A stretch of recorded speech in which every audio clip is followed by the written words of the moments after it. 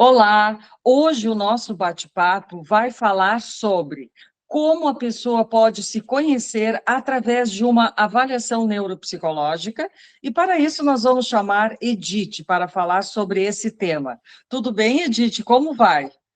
Olá, boa tarde, tudo bem? Para quem está nos assistindo, é uma satisfação falar com você, Rosane, e com todos que queiram saber um pouquinho a mais como o ser humano funciona. Então, me chamo Edith, sou psicóloga, sou clínica geral e a grande especialização, que eu digo grande, de neurociência em psicologia. Conhecer o ser humano, conhecer como nós somos, conhecer o que é patologia, o que é um transtorno. E Rosane, só para começar, dizer assim, ó, todo ser humano que tem o mínimo de dúvida de como ele funciona, se algo está certo ou não, deve fazer essa avaliação. Em qualquer área, como clínica, eu atendo desde 6 meses uma criança para ver se nasceu com transtorno, se os pais logo desconfiam, como até um senhor de 80, 90 anos. Então, a Rosane, minha especialização é realmente atender sobre e falar sobre transtornos. Olha só. Então vamos ver assim, ó, o que a pessoa pode descobrir e como é feita essa avaliação neuropsicológica? Que tipo de transtornos do indivíduo comum pode perceber nessa avaliação? Bom, eu vou te dizer assim algo que está e eu atendo muito online, em outros países também, estou fazendo mestrado nessa área. O que acontece? Tem pessoas, Rosane, que sofrem a vida inteira, que são julgadas, que não, porque essa pessoa é muito chata, porque essa pessoa não cumprimenta, porque essa pessoa não tem, não é humanizada. E essa pessoa, estou falando de adultos, atenção, e essa pessoa tem um trabalho, essa pessoa leva culpas por um comportamento que ela não entende o que é. E aí nós vamos falar de algo que realmente nos últimos anos foi muito investigado, que é o autismo, ok? Então, Rosane, o que vamos falar de autismo? Se autismo, cientificamente, eu falo de ciência, de pesquisa, se cientificamente você sabe que é algo que pode ser genética da primeira, terceira, quarta geração, nós também entendemos que aí tem muito adulto. Pode ser vô, pode ser tio, pode ser qualquer área, que também tem um transtorno. Então, eu tenho atendido tantas pessoas que dizem assim, doutora, descobri que eu sou autista leve. Para mim foi uma libertação. Minha mulher não me entendia, eu estou perdendo o casamento. Eu gosto de ficar sozinho, eles dizem, você é chato. Eu não gosto de ficar abraçando, eles dizem, você não tem sentimento. Eu não gosto de ouvir o barulho, eles dizem, antiquado. Então, Rosane, consegue imaginar o quanto um diagnóstico liberta? Com certeza. Aí eu te pergunto assim, ó, ultimamente tem tido muitas crianças com autismo, muito diagnóstico. Além da questão hereditária, quais são outros fatores que interferem nesse processo? Bom, vamos lá. Todo autista pode estar desenvolvendo uma outra patologia, ok? Então, o que seria? O autista pode ter TDAH junto, o autista pode ser TEI, mas o autista pode ser superdotado, ter uma inteligência a mais, muito mais. Então, você, respondendo tua pergunta, você me diz assim, tem muito autista. Eu faço o diagnóstico depois de 10 anamnese, 10, desculpa, uma anamnese familiar. Eu observo essa criança durante 10 sessões de psicoterapia. Eu falo com o pai, com a mãe, com a avó, eu falo com o periquito, o papagaio, tudo que ele tem na casa. Estou fazendo uma brincadeira. Não se pode brincar de um diagnóstico. Eu falo muito com os médicos, nós somos uma equipe, e eu digo assim, eu não consigo entender como alguém pode dar um diagnóstico de autista em uma, duas avaliação. Em uma avaliação, não. Ele subiu a escada, ele dançou no pezinho. Autismo é só um nome. Atenção, TDAH é só um nome. É que nem comprar carro. Eu quero um carro. Que tipo de carro? O que esse carro tem? Ah, eu sou autista. Qual a área cognitiva cerebral afetada? Uhum. Então, vocês viram que se uma criança hoje sobe na árvore, cai e quebra o braço, será que não tem TDAH? Aí nós vamos entrar num tema muito mais profundo, é avaliar essa criança ao lado direito, cerebral, cognitiva, ou lado esquerdo. Qual é mais desenvolvida? Ele é um bom vendedor, cantor, fala muito, ou ela é aquela criança mais quietinha? Então, fazer um diagnóstico precisa ter muito cuidado. Quais são Eu os primeiros, é tenho, verdade, mas quais são os sinais de uma criança autista que os pais em casa podem, assim, observar? Além do isolamento social, quer ó, ficar mais sozinho na sua, o que mais aparece? nós temos várias, isso são praticamente 13 observações.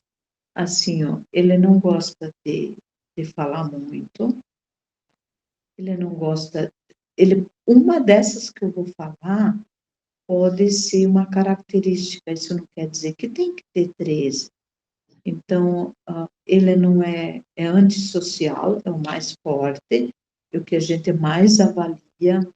Ele não gosta de ficar com pessoas, vamos supor, tem lá 7, 10 anos, tem visita em casa, passa reto, ele tem obsessão por certos brinquedos, bota tudo no mesmo lugar sempre, gosta tudo extremamente, por exemplo, o pai leva as crianças na escola, e quando ele, é sempre o mesmo trajeto, quando ele vai para um outro trajeto, a criança chora, se desespera, grita. Isso é um sinal muito forte. Para qualquer outra criança, a gente fala uma, duas vezes, gravou. Para eles tem que mostrar, repetir, repetir. Então é muito difícil de ter assim só uma característica, choro excessivo, risada sem motivo. Vocês viram que um diagnóstico de autismo ele é complexo. Hoje temos plataforma que nos auxiliem e tem 56 perguntas específicas para os pais. Eu sempre digo, pensem bem, avaliem tudo. Eu já recebi criança de 2 aninhos que veio com diagnóstico. E E eu não tinha. comentei, eu digo, não, pai, vai para casa, teu filho não tem. E a terceira terapia, não vou nem gastar teu dinheiro em fazer teste. E depois de 3, 4 anos, aqueles pais voltam tão felizes, dizem, está aqui meu filho, e ele é simplesmente mais o lado frontal, lado direito. Ele era imperativo, não porque tem TDAH, era imperativo porque ele tinha vontade de viver, vontade de mexer, vontade, é um pequeno, grande gênio querendo descobrir coisas. Compreendido. É. Os grandes gênios são taxados assim, né? São pessoas Não, muito diferentes, muito especiais. diferentes. Nós temos a verdade que de 3 a 6% no mundo as pessoas têm algumas habilidades a mais. E a criança que tem habilidade a mais, ela acha que ela sabe. Então, muito autista tem habilidades a mais, muitos, muitos.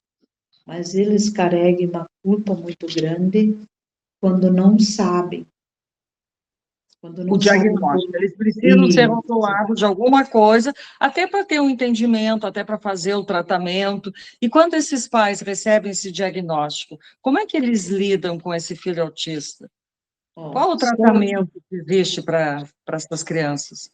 só o diagnóstico não vai auxiliar se você não sabe como, até a terapia é diferente. Ah, eu estou levando no psicólogo, sim, mas que tipo de terapia vai ter? Vai ter, assim, os pais, uns choram, mas também, ó, estamos ali conversando, e como é bom buscar autoconhecimento. Mas eu vou te dizer que também tem pais que querem que o filho seja autista. Acredita isso, Rosana? Querem que seja por quê? Ah, porque hoje o governo dá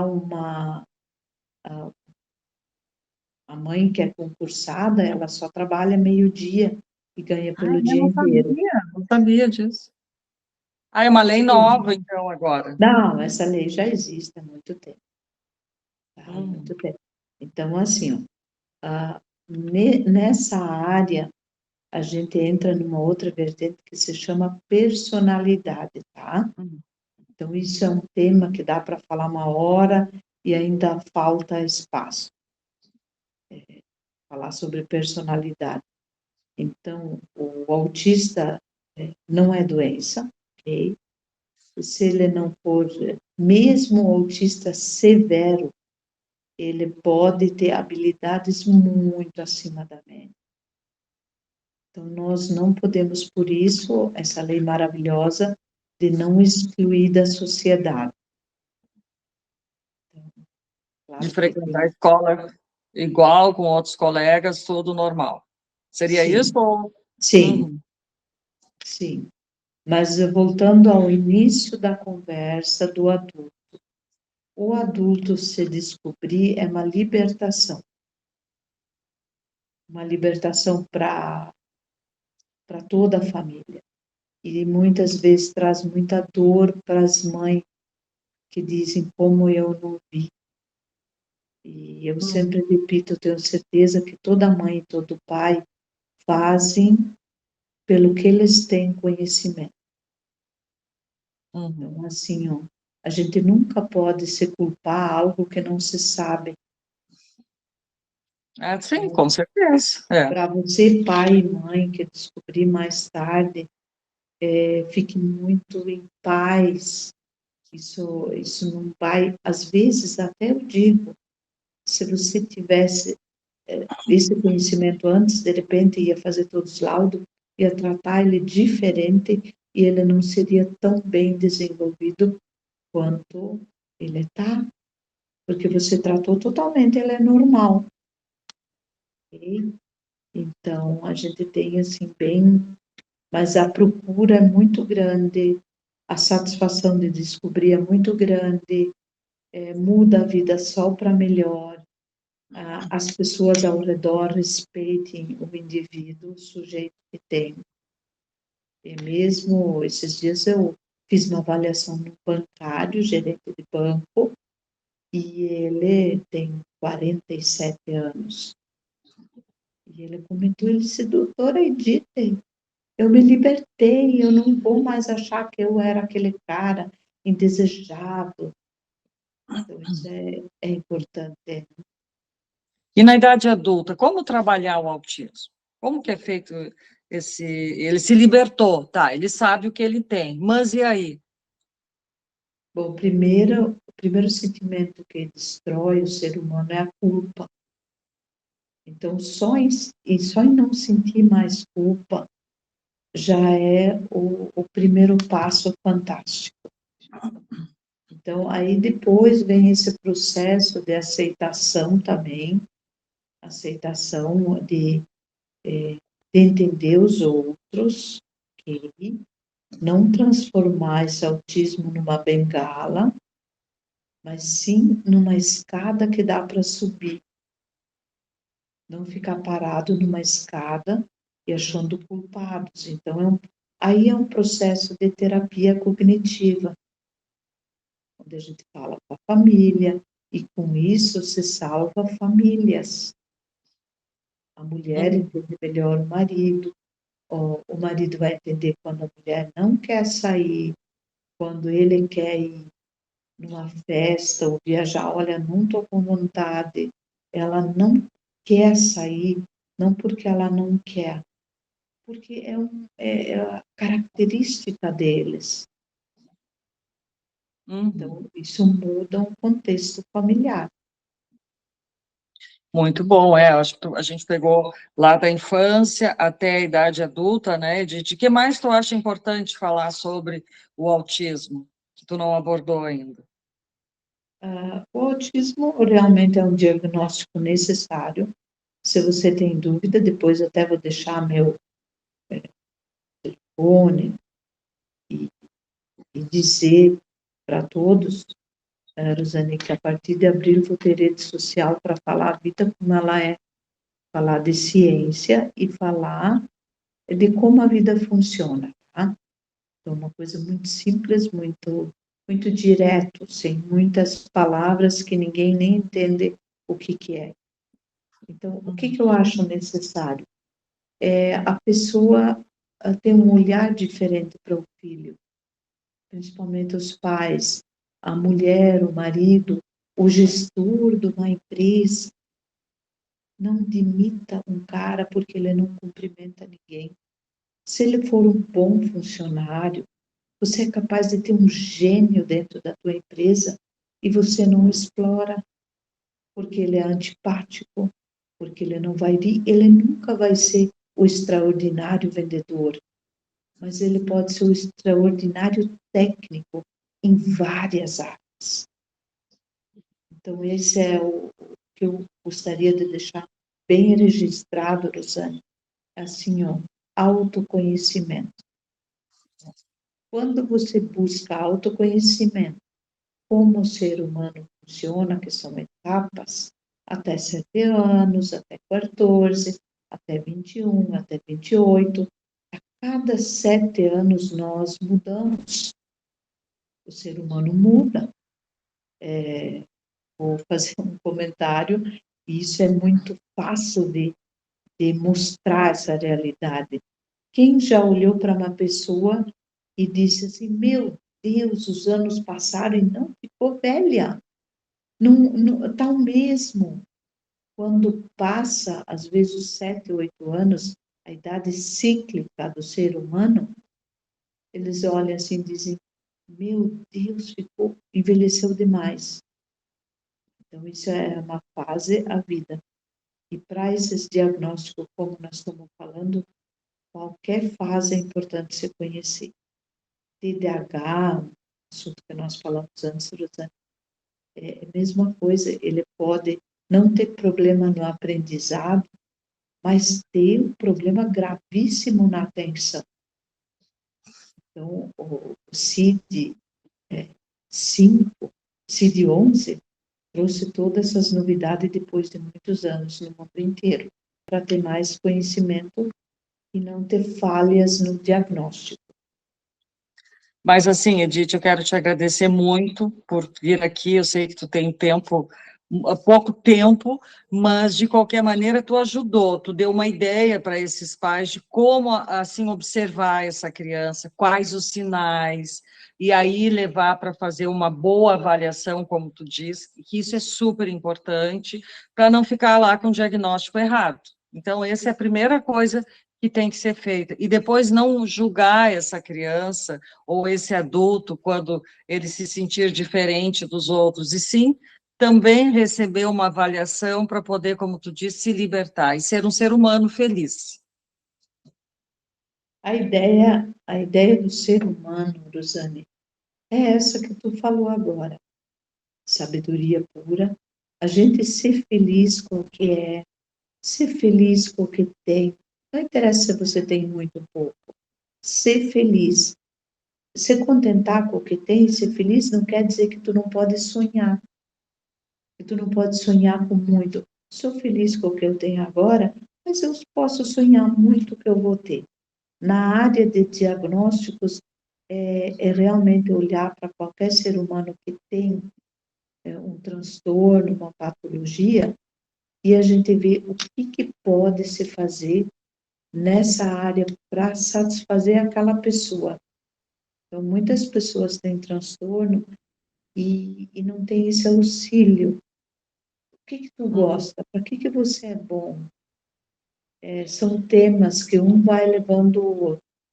Rosane, a gente não consegue ficar só falando, olha, autismo, se você repete muitas vezes a mesma coisa, se você tem o mesmo assunto e pede as mesmas coisas várias vezes, né? Se a criança chora, mas autismo também é um pedido de socorro.